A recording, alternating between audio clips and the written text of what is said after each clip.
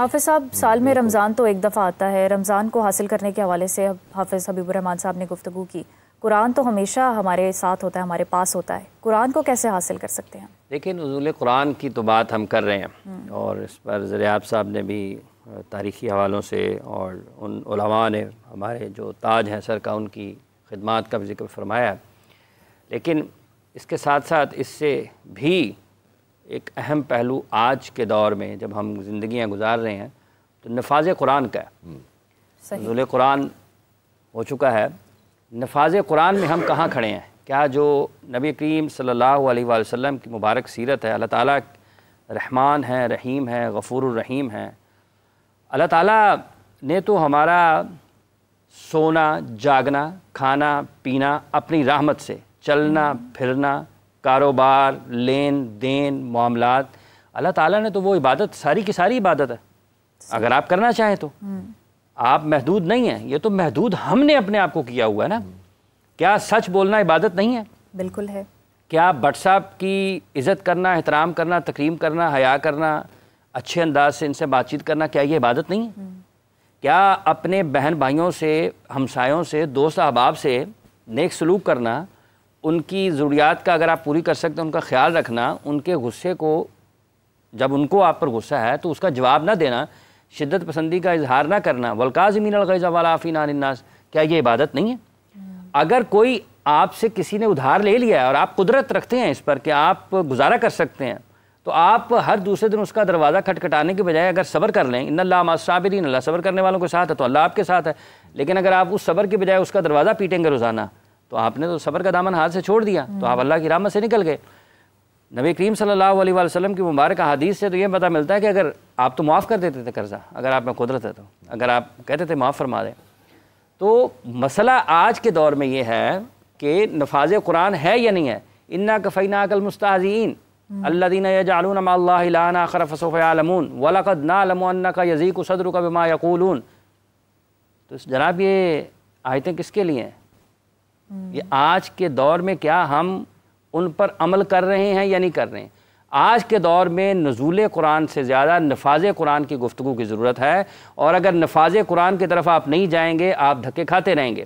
یہ جو روزے ہیں، نماز ہیں، اعمال ہیں، ذرا جب جائیں گے آج روزہ رکھ کے، احادیث ہیں علامہ اس پہ بتا دیں گے کہ جب آپ اتنی نمازیں اور روزے اور لے کے جائیں گے نا اللہ کے پاس، ٹھیک ہے، چغلیاں آپ کے ساتھ ہوں گی، چکاریاں آپ کے ساتھ ہوں گی، جھوٹ آپ کے ساتھ ہوگا، غیبت آپ کے ساتھ ہوگی، اللہ کی حدود کی ہر طرف پامالی آپ کے ساتھ ہوگی، تو جب آپ روز حشر پہ جائیں گے نا، علامہ حدیث ہے نا جی اس کی، قرآن میں بھی ہے، ٹھیک ہے جی، وہ بھی ایک آیت مبارکہ بھی ہے، وہ بھی ابھی آپ میرے ذہن سے نکل گئی ہے۔ تو جب آپ ان تمام چیزوں کے ساتھ وہاں پر جائیں گے تو جو آپ کی نیکیاں ہوں گی، جو آپ کے روزے ہوں گے، نمازیں ہوں گی، پھر جن جن کے بارے میں آپ نے کیا ہوگا آپ کی ساری نیکیاں اللہ ان کو دے دیں گے۔ جن جن کو آپ نے نقصان پہنچایا، تکلیف پہنچائی، جن جن کا آپ نے حق کھایا، جن جن کی آپ نے حق تلفی کی، وہ ساری اس کے پاس چلی جائیں گی، ان لوگوں کے پاس، تو آپ کے پاس تو نہیں رہ جائے گا۔ تو نفاذ قرآن آج مسئلہ ہے۔ اگر نفاذ قرآن کی طرف نہیں بڑھیں گے، اگر اس پر گفتگو نہیں کریں گے تو مشکلات آپ کے لیے آتی رہیں گی۔ مشکلات جو ہے وہ آپ کے لیے پیدا ہوں گی۔ ہارون ثانی صاحب نے بھی ہمیں جوائن کیا، آپ اسلامی اسکالر ہیں، بہت شکریہ آپ کی تشریف آوری کا۔ ہارون صاحب، حافظ صاحب نے ایک گفتگو کی کہ نزول قرآن کی اہمیت پر تو بات ہوتی ہے ہمیشہ، زور دینا چاہیے کہ نفاذ قرآن بھی ہو۔ اس حوالے سے آپ کیا فرمائیں گے؟ آج کا دن ہے، جیسا کہ آج کے دن قرآن مجید نازل ہوا، جمعۃ الوداع بھی ہے، پھر لیلۃ القدر اور یہ طاق راتیں بھی ہمیں نصیب ہوئیں۔ کیا کہاں ہم پیچھے رہ جاتے ہیں کہ ہم قرآن پاک کو اپنی زندگی میں نافذ نہیں کر پا رہے؟ یہ بڑا ہی اچھا کویسچن ہے اور اس وقت کا المیہ بھی ہے۔ جی، اقبال کے شعر سے آغاز کرتا ہوں، بسم اللہ الرحمن الرحیم۔ درس قرآن اگر ہم نے نہ بلایا ہوتا، جی، درس قرآن اگر ہم نے نہ بلایا ہوتا، یہ زمانہ نہ زمانے نے دکھایا ہوتا۔ تو یہ بہت بڑا المیہ ہے۔ بیسیکلی جو اصل مسئلہ ہے وہ یہ ہے کہ قرآن مجید کو ہم سمجھ نہیں پا رہے، سمجھنا نہیں چاہتے، اس کی اہمیت کہ اس کو سمجھنا کیوں ضروری ہے۔ بے شمار لوگ رمضان میں قرآن مجید کو پڑھنا چاہتے ہیں، ریڈ کرنا چاہتے ہیں، سمجھنا نہیں چاہتے۔ اب مسئلہ کیا ہے کہ ہم ثواب تو ملتا ہے، ہم ثواب حاصل کر لیتے ہیں، پورا قرآن مجید پڑھ لیتے ہیں، مگر اس کو جب سمجھ نہیں پاتے تو پریکٹیکل ایکشن میں جاتے ہیں تو رشوت، بددیانتی، غیبت، چغلی، بد اخلاقی اور بے شمار میٹر سے وہ جو نیکیاں کمائی ہوتی ہیں وہ ضائع ہو جاتی ہیں۔ اس کی مثال ایک میں روٹین لائف سے دینا چاہتا ہوں جو اس کے ساتھ لنک تو نہیں کرتی لیکن سمجھنے کے لیے۔ کوئی بھی مشین، موبائل، بائک، فریج، یہ آئٹم کے ساتھ ایک مینول بک آتی ہے۔ اب وہ مینول بک کو اس لیے دیا جاتا ہے کہ اس کو سمجھا جائے اور اس کے مطابق اس مشین کو آپریٹ کیا جائے، بغیر کسی تمثیل کے اس کے ساتھ میچ کرتے ہوئے۔ قرآن مجید بھی ایک مینول بک ہے جو اس مشین کو آپریٹ کرنے کے لیے اس کے پرنسپلز ہیں۔ اس مشین کو، اس انسانی مشین کو آپریٹ کرنے کے لیے، کامیابی کے لیے ضروری ہے کہ وہ اس مینول بک کو سمجھا جائے، اس کے اندر پرنسپلز کیا ہیں، ان پرنسپلز کے مطابق آپریٹ کیا جائے۔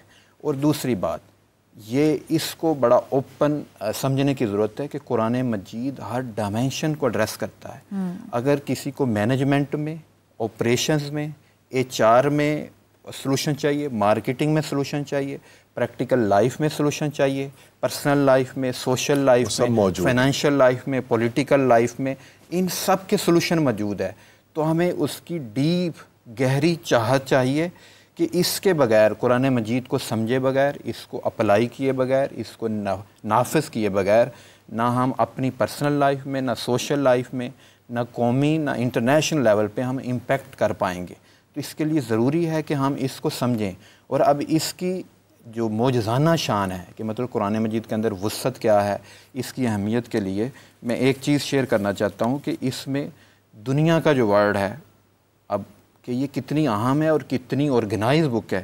دنیا کا ورڈ 115 بار آیا ہے اور آخرت کا ورڈ بھی 115 بار آیا ہے، اور موت کا ذکر 145 بار آیا ہے اور حیات کا ذکر بھی 145 بار آیا ہے، اور برائیاں، سیئات کا ذکر 167 بار آیا ہے، تو صالحات، نیکیوں کا ذکر بھی 167 بار آیا ہے۔